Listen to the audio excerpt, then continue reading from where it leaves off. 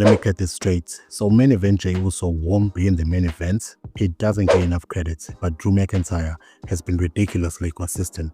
I think it's inevitable for LA Knight to be world champion in the next 2 years. Naomi's heel turn is not hitting as much as it should. Do you realize that Cody Rhodes will be main eventing for the 4th time this WrestleMania? Okay, so here's the deal. Jey Uso wins the Royal Rumble, and we all think that's it. He's going straight to the main event of WrestleMania 41, challenging Gunther for the World Championship, right? That's what everybody expected, including me. It just makes sense. Jey Uso has been one of the biggest superstars in WWE, and winning the Royal Rumble just felt like the natural next step for him. He earned that main event spot, so I figured Jey vs Gunther would be the main event of night 1. Simple, but then fast forward to last night on SmackDown, and they have this big contract signing with Roman Reigns, Seth Rollins and CM Punk, and suddenly it's announced that they're going to be in one of the main events at WrestleMania 41. Jey Uso's match with Gunther is no longer the main event. Instead, we're getting Roman, Seth and Punk in the spotlight. I mean, I get it, Roman, Seth and Punk are huge stars, like no doubt about that. Roman has been the top guy in WWE for years, and Seth is a fan favorite who can do no wrong, and Punk, well, it's just CM Punk, one of the most iconic wrestlers ever. They're massive names and definitely bring in the views, so I guess why they're in the main event. But here's the thing, it just doesn't feel right. World Championship should be defended in the main event. That's how I'd like it to be. When you think of WrestleMania, the World Title match should be the one that closes the show. So for Jey Uso, after everything is been through, everything is done, so not being the main event anymore feels unfair. Jey won the Rumble, he's earned his shot. Look, I'm not saying Roman, Seth and Punk don't deserve their time in the spotlight. They do. They're some of the biggest stars in wrestling, and I totally get that the business side of things probably makes sense for them to be in the main events. But at the same time, Jey Uso has been the face of this amazing bloodline storyline and has earned the chance to headline WrestleMania. I just think it's a bit of a missed opportunity. Jey Uso works so hard, and if there's one thing I believe is that the World Championship match should be the most important match of the night. And right now, it feels like Jey's spot is being pushed aside in favor of bigger names. I'm not saying the match won't be great, it probably will be, especially with how much Jey Uso has grown over the past few years. But to not have him in the main event feels like a missed opportunity for him to shine even brighter. At the end of the day, it's hard to argue that the World Championship match isn't the most important, and it's tough for me to see that Jey Uso, after everything is done and everything is been through, is being put on the second spot. Jey's earned the main events, and I hope WWE realizes that, and maybe in the future he gets the spotlight that he truly deserves. But for now, it's just disappointing to see that he won't be in the main events, especially after everything is done. It feels a bit unfair, but hey, that's wrestling. Okay, let's talk about Drew McIntyre for a second. I feel like he doesn't get enough credit for how consistent he's been in WWE. This guy has been at the top for years now, and yet he's never seemed to get the recognition he deserves. Drew's always been there in those high-stake matches in main event feuds, and he's proven over and over again that he can hold his own in these moments. It's like he's always been part of the big storylines. Drew has been right there in the mix, fighting for the biggest prizes, and yet somehow he doesn't always get the same level of respect as some of the other top stars. But here's the thing, Drew McIntyre adds so much to these main event feuds. When he's involved, the dynamic changes. He's not just there to fill a spot. When Drew McIntyre is in the ring, you feel something important is happening. He's one of those guys who can make a match feel real, like it actually matters. And that's what makes it frustrating. Drew's stuck fighting other people like Damian Priest, bouncing from one feud to another, but he's never really given a full run at the top.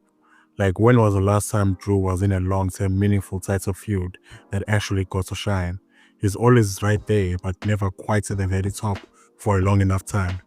It feels like he's constantly moving from one thing to another, without ever getting the proper opportunity to truly establish himself as the face of WWE.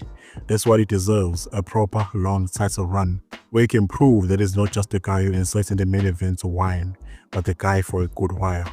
And honestly, Drew McIntyre has been entertaining and right every time he's been in a feud. He's always been a solid performer in the ring, and his character has evolved so much from when he was just the chosen one back in the day. He's worked so hard to get where he is now. He's been the guy to build the company around, and even though he's had some setbacks, it feels like the story is always not quite finished for him. In my opinion, Drew McIntyre deserves more. He's always been in the mix, always showing up for the bigger moments and always giving us great matches. WWE has to give him a proper main event run because he's been entertaining, consistent, and most importantly, he's right for it. If there's one guy who's proven time and time again that he can carry the company, it's Drew McIntyre. I hope WWE realizes this soon.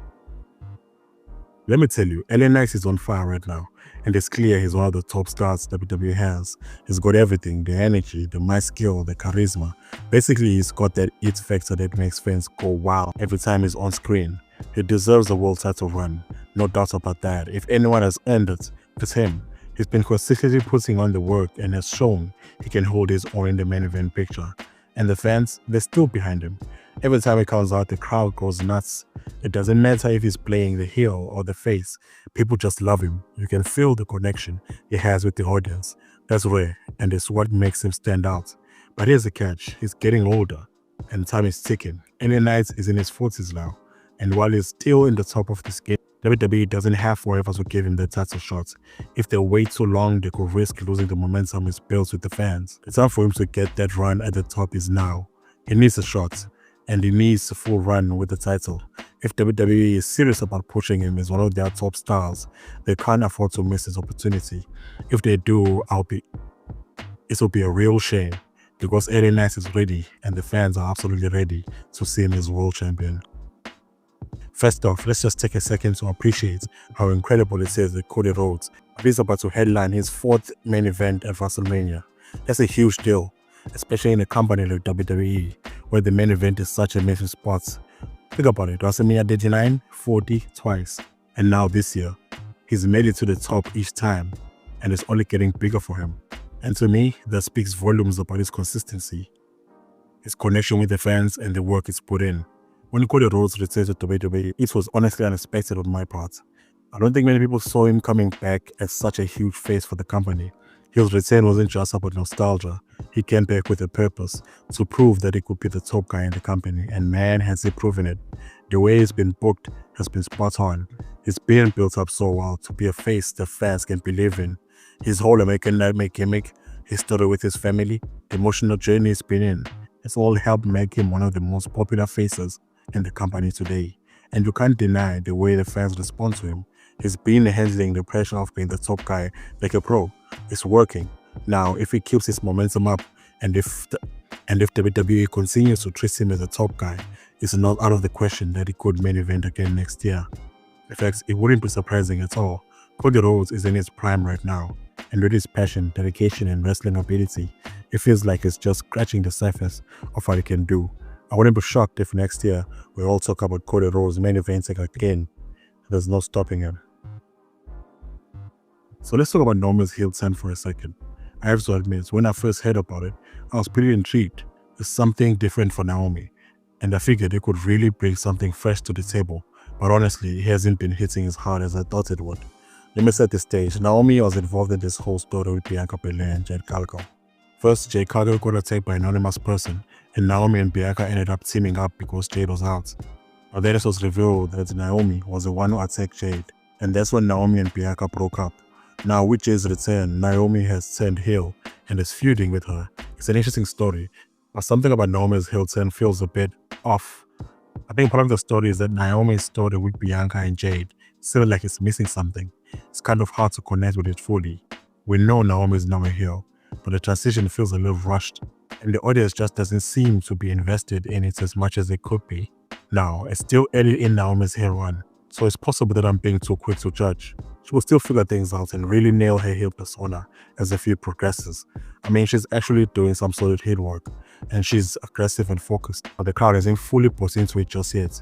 The energy and the reaction just aren't there like they should be. But hey, it's also the first time we've seen Naomi as heel, I think. So maybe it's just going to take some time for her to find a groove. I'm sure she's going to keep getting better. She's a talented performer, and I think with more time, this heel turn could end up being a lot more effective. For now though, it just feels like it's not clicking as well as I expected. I know not everyone talks about this feud like it was one of the best in the year, but for me it really stood out.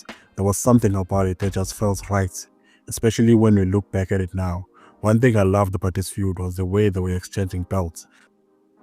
We saw Drew McIntyre go from being a mid-card to a legit main eventer, and the way he was consistently involved in title matches with Randy Orton made him look like someone who could take seriously as the face of the company. I don't know if it was just me, but every time they had a match, it felt like the stakes were high. It wasn't just about the title for me. It was about proving who was truly the top dog. Orton's experience and his psychological mind games mixed with Drew's sheer power and raw talent created a pretty intense dynamic. They had that old school feel, but at the same time, the storytelling and match quality made it feel fresh. The whole angle of Randy Orton trying to get the title back and Drew doing whatever he could to hold onto it was just great.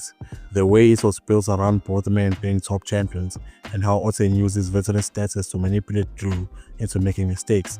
It was something you don't see all the time in today's storylines. It was a classic wrestling storyline mixed with some modern twist. Another thing that stands out is how this feud elevated Drew and the way he made him seem like a real credible champion.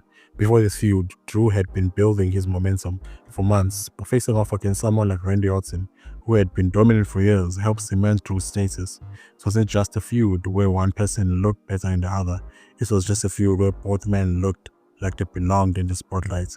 But what really makes this feud special for me was the chemistry between them. They didn't just have good matches, they told the story in the ring.